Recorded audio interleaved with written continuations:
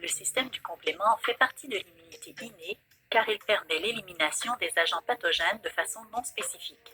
Il est composé de plus de 30 protéines produites par le foie. On trouve ces protéines dans la circulation sanguine et dans les tissus. On les numérote de C1 à C9 selon l'ordre dans lequel on les a découvertes. Ces protéines sont inactives tant qu'elles demeurent intactes.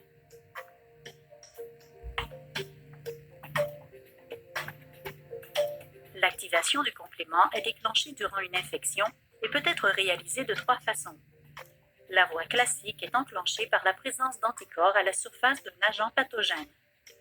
La voie alterne est enclenchée par la présence de complexes de lipides et de glucides à la surface d'un agent pathogène. Et la voie des lectines s'enclenche grâce à la présence de motifs glucidiques comprenant généralement du mannose à la surface d'un agent pathogène.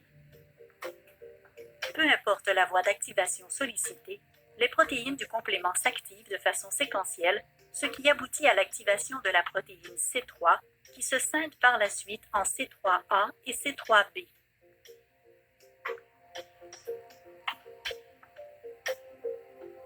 Une des conséquences de cette activation entraîne le dépôt du fragment C3B à la surface des micro-organismes.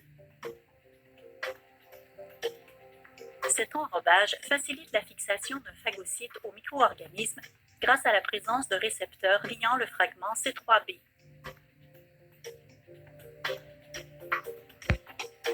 Ce phénomène amplifie la phagocytose et se nomme opsonisation.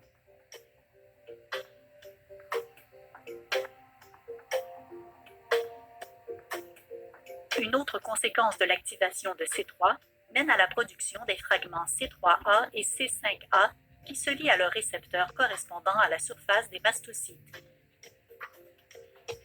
Cette liaison déclenche la libération d'histamine, un médiateur de la réaction inflammatoire qui diffuse et agit sur les vaisseaux sanguins.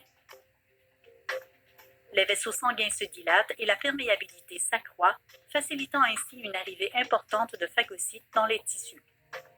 De plus, la présence des fragments C5A dans la zone d'infection attire les phagocytes par chimiotactisme.